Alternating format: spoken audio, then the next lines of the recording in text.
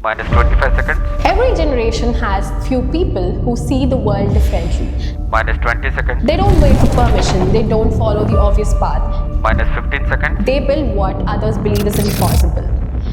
10, 9, These are their stories.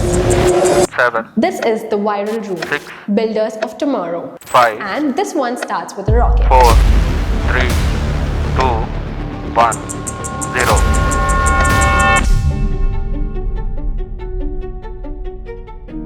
Every historic moment has a beginning, and this beginning is almost never the launch. It's the decision to leave behind certainty, to question the impossible and to build something no one believes can be built. For decades, India's journey to space belonged to one name, and that is ISRO. Every milestone, every breakthrough, every mission that made the country proud came from one institution. Then, something unexpected happened. Not another government mission, not another national program.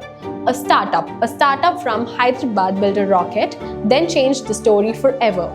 This startup is Skyroot Aerospace, and in the heart of that story are two former ISRO scientists who walked away from their dream job to chase an even bigger dream. One of them is Pawan Kumar Chandana. This is his story today. Today, people know him as the entrepreneur who helped build India's first private orbital rocket.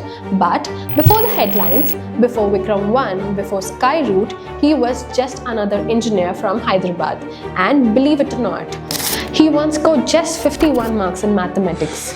No one is looking at that report card. Could you have imagined that one day he would lead a company building rockets? So, how does someone go from scoring 51 in maths to change in India's space story? Let's go back to where it all began.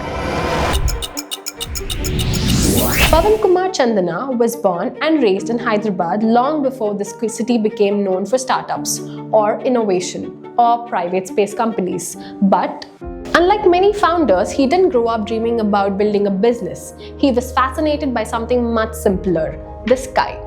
He wanted to understand how things fly, why rockets leave Earth, how machines escape gravity. That curiosity slowly became an obsession. One that eventually took him to IIT Kharagpur, one of India's finest engineering institutions, where he studied mechanical engineering and thermal science. For an aspiring aerospace engineer, this was only one dream after graduation, that was ISRO. And in 2012, that dream became reality. Pawan joined the Vikram Space Center. For 6 years, he worked alongside some of the country's brightest minds. Contributed to the launch vehicle program like GSLV Mk3, one of India's most important rockets. Think about it for a moment. This wasn't just another job. For most engineers, this was the finish line. A respected organization, meaningful work, secure future. The kind of career families dream about. Most people would have stayed there for life, but Pawan didn't. Imagine sitting at home one evening, looking at everything you've worked so hard to achieve and deciding to walk away from it. No backup plans, no guarantee of success, just one idea. What if India had its own private rocket company? It sounds very obvious today. Back in 2018, it sounded impossible because India didn't even have a private space ecosystem. But Pawan wasn't the only one who believed it. His colleague at ISRO, Nagabharat Daka, shared the same vision. Together, they resigned, not to join another company, but to build one. They called it Skyroot Aerospace. And just like that, their toughest journey had begun.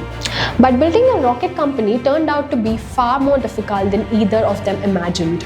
Starting a company is difficult. Starting a rocket company, it's something entirely different. Think about it. If you're building an app, you can release an update tomorrow. You are building a rocket, you don't get that luxury. Every calculation has to be right, every component has to work, because this is business. There's no room for almost. The Skyroot was trying to do something India has never seen before. Not improve an existing rocket, build an entirely private launch vehicle from scratch. The challenge wasn't just engineering, it was convincing people that this dream was even possible. Back then, most investors were comfortable funding software companies, fintech, e-commerce, edtech, but rockets, that was unfamiliar territory. In fact, Pawan has often shared that before meeting one of the earliest investors, he didn't even know what the term sheet was. The night before the meeting, he sat down, read everything he could about fundraising, and walked into the room the next day.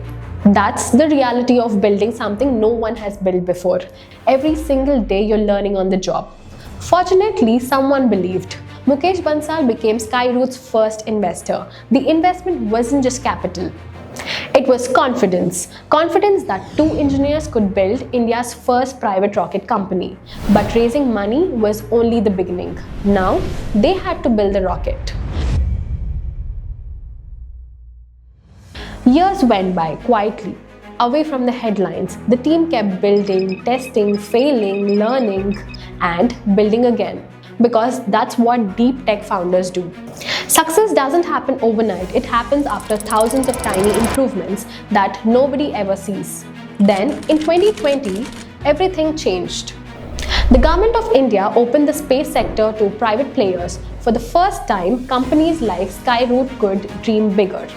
A year later, Skyroot became the first private Indian startup to access ISRO's testing facilities.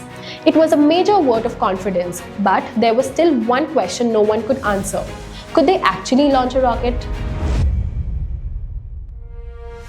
November 18th, 2022, Sriharikota, Mission Prarambh, their first rocket, Vikram-S. For most people watching, it looked like a small rocket. For Skyroot, it carried 4 years of dreams, years of uncertainty, sacrifice, and belief. Then the countdown ended. The engineers came alive. The Vikram-S lifted into the sky.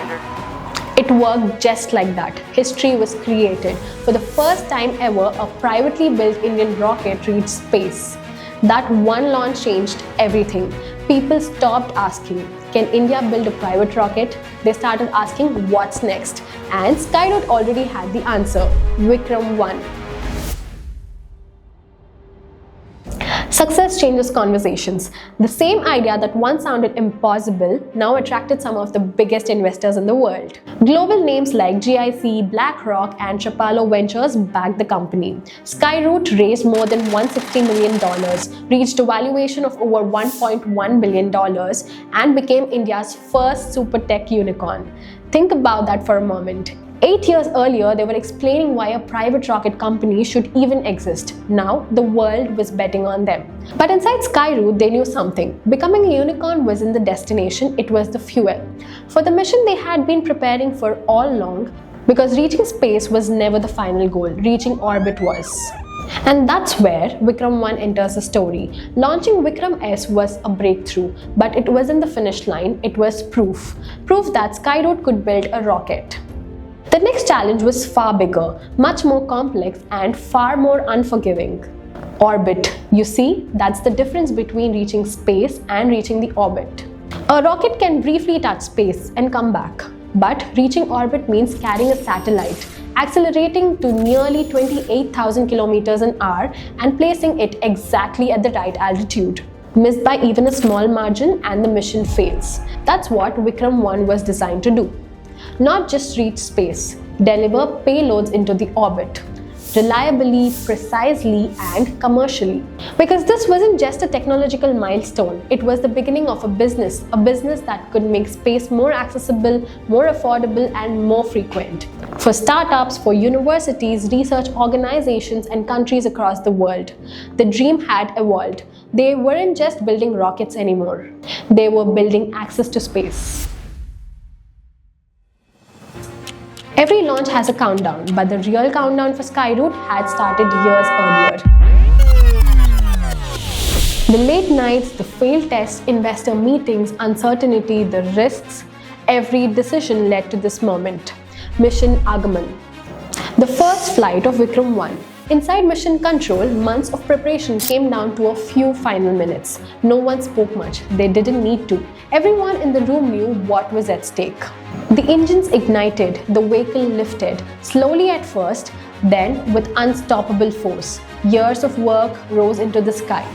And just like that, India entered a new chapter. For the first time, a privately built Indian orbital rocket had taken flight. It wasn't just a victory for Skyroot, it was a victory for every entrepreneur who had been told that this can't be built in India. It's easy to look at Vikram-1 and see a rocket, but that's not what the story is really about. This story is about belief.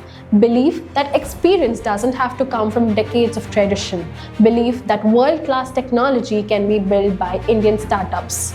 Belief that you don't always have to wait for someone else to lead. Sometimes you become the one who leads. Because every industry reaches a point where someone decides the old way isn't the only way. For India's space industry, Skyroot became the turning point, and Pawan Kumar Chandana helped lead it. When people look back at Vikram, they'll remember is a technological achievement, a historic launch, a milestone for India's private space industry. But maybe its greatest achievement of something else. It changed the way young Indians think. It proved that startups from India don't have to stop at building apps. They can build deep technology. They can build global products. They can build rockets. And perhaps somewhere today, there's a student sitting in the classroom wondering whether they're good enough. Wondering if they're smart enough, wondering if their dream is too ambitious. I hope they hear the story, because the man who helped build one of India's most important space startups wasn't defined by a report card. He wasn't defined by the security of his job. He wasn't defined by what already existed. He was defined by one decision to leave certainty and build something the country had never seen before. That's what builders of tomorrow are. They don't wait for future, they build it.